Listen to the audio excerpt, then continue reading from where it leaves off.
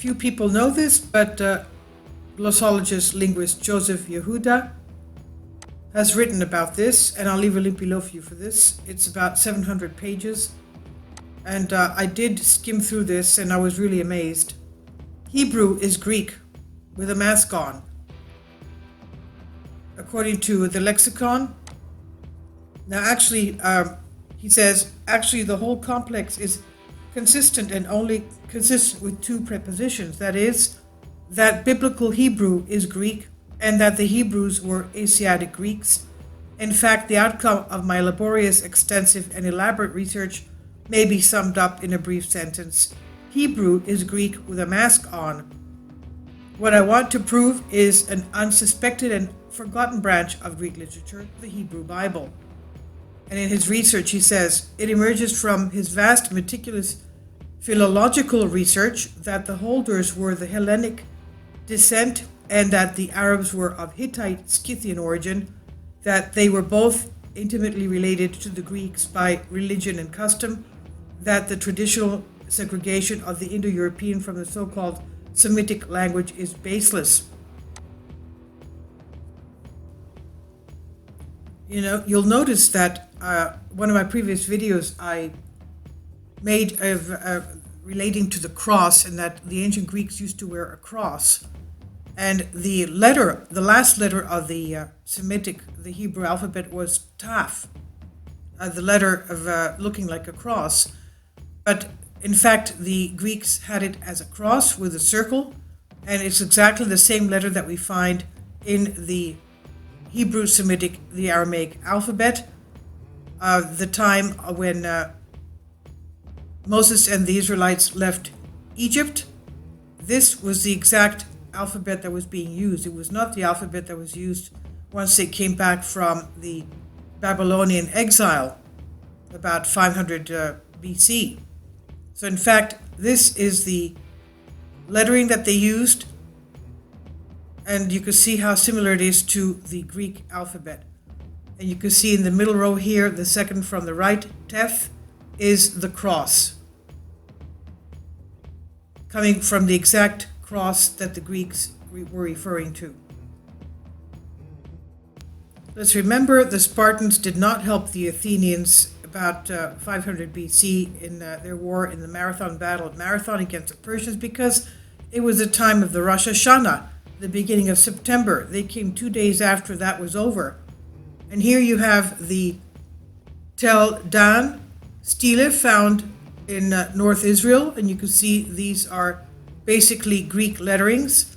This is what was the alphabet used by the Israelites when they left Egypt. You can see it's basically Greek. Fragments recording the inscriptions of Aramaic Paleo-Hebrew, 9th century BC. This is about the time of King David. So this is the alphabet that was used at that time. Proof that the lettering used by the people of Israel when they had their exodus from Egypt, this was their alphabet that they used, as we can see here.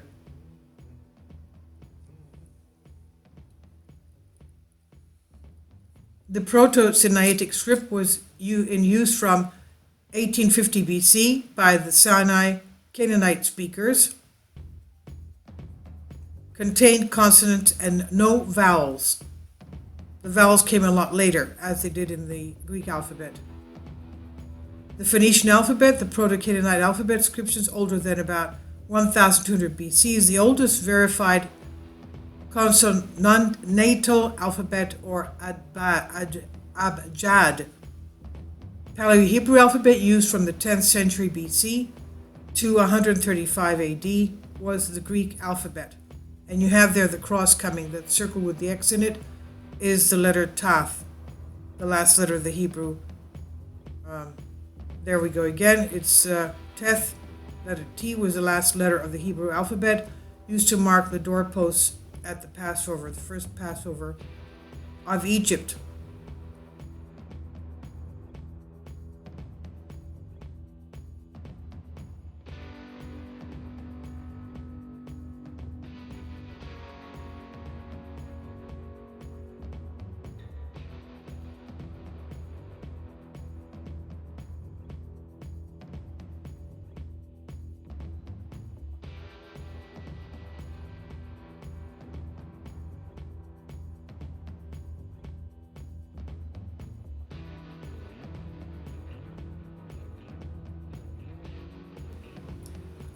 The first letter was Alpha in Greek, Aleph in Hebrew. The last letter was T, Taf, the sign of the cross of Jesus Christ. And Exodus 12:7 says, "They shall take of the blood and strike it on the two side posts and on the upper doorposts of the houses, wherein they shall eat it." Hebrew is Greek with a mask on, proven by Hebrew glossologist Yehuda. After many copious years of research, the Jewish author Joseph Yehuda, states, as proven in his 700-page book, and I'll leave a link below for you, actually the whole complex is consistent and only consists with two prepositions. That is, that the biblical Hebrew is Greek and that Hebrews were Asiatic Greeks. In fact, outcome of my laborious, extensive, elaborate research, he says, can be summed up in a brief sentence. Hebrew is Greek with a mask on.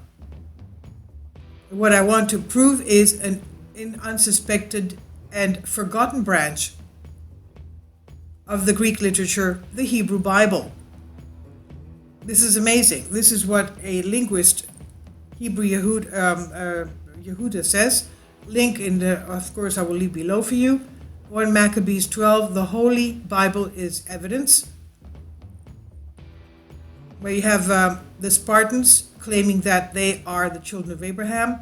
Jonathan Maccabee wrote to the Spartans. King Arius wrote to Ananias, the high priest of Jerusalem temple, at the time of the Maccabees, about 130 BC. Greetings, we have found a document about the Spartans indicating that we are related, Spartans and Hebrews, and that both of our nations, he said, are descended from Abraham. And this is, in fact, historical in the Old Testament book of Maccabees. John 12:20, some Greeks came seeking to speak to Jesus Christ, and Jesus answered them, saying, "The hour is come that the Son of Man should be glorified." Isn't that a very strange thing for him to say? Jesus Christ said this is because of the fact that the Greeks and the Hebrews were long lost brothers. They didn't know it. John 8:32, you will know the truth and the truth will set you free. Yehuda manages to prove with scientific accuracy this. The revelation broke a 3,000-year-old misconception. Having great knowledge of Hebrews, Aramaic, French, and English, as well as knowing the Old Testament and half the Quran by heart, Yehuda studied the translation of the script, the Septuagint, and also the Greek, ancient Greek Homer of the Iliad. He made a detailed comparison of the languages over the course of 30 years, and the work of the Yehuda documents the Greekness of the Hebrew language. 700 pages full of words. Realizing the importance of his discovery, he worked hard to elevate his people by attempting to prove the relationship with the Greeks.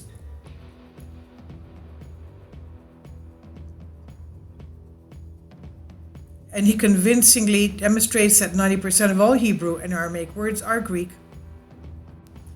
And had he continued his research, he would have proven this for 100% of the Hebrew language. Not only are the words Greek, but the various symbols that are internationally recognized as Hebrew are, according to this well-documented study, also Greek. An old picture of the plains of Jericho. Jericho, again, one word common to Greek and Hebrew, Jericho or Yeros Ichos, meaning in Greek, holy sound. It's a compound word, Yeros Ichos, Jericho.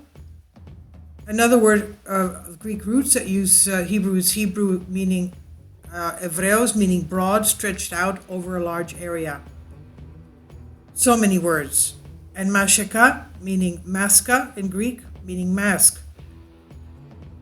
And this is the relation of Greece to Israel. Let's remember that the Philistines from ancient Crete were the Philistines of Israel. So Please leave your comments. Thank you for your support, and I'll leave links below for you for this. Thank you. Finally, support my Patreon account. The daily posts are 5 videos daily, and they are totally different from what I have on my YouTube channel.